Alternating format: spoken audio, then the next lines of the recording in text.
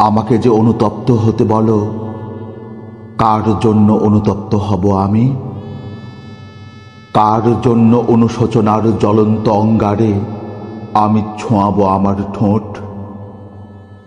দিন দিন আমার অধঃপতন পাহাড় কেবলই উঁচু হচ্ছে। এত দাহ, এত পাপ, আমার পায়ের নখ থেকে মাথার প্রতিটি চুলে এত অপরাধ। হাঁটু ভেঙে একদিন আমার বুকের মধ্যে এসে পড়বে কুয়াশা অস্থির শিলা, রক্তের আগুন। হাত তুলে আর আমি কাউকে ডাকবো না কোনোদিন।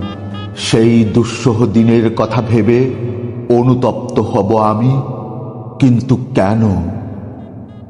কার জন্যে অনুশোচনার জ্বলন্ত অঙ্গারে আমি ছোঁয়াবো আমার ঠোঁট? অনুতপ্ত হব আমি বিশেষ নারীর জন্য, সেই আমার প্রত্যাখ্যাত প্রথম পুষ্পের জন্য ফের অনুতাপ। কিশোর বয়সে একদিন আমার শরীর জুড়ে গোলমরিচের ঝাঁঝা গুঁড়োর মতন তীক্ষ্ণ জ্বর নেমেছিল।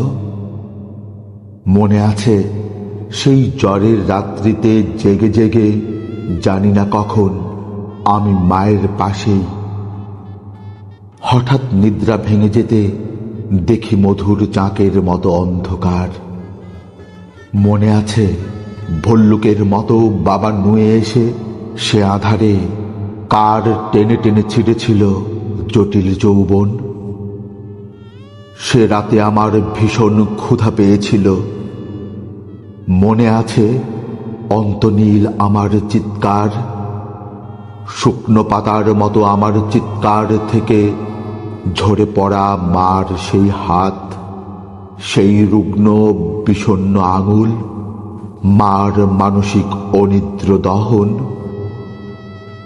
তার শেষ বিষণ্ণ প্লাবন যদি সময়ের তোড়ে ভেসে গেল, তবে আর কার জন্য অনুতপ্ত হব আমি?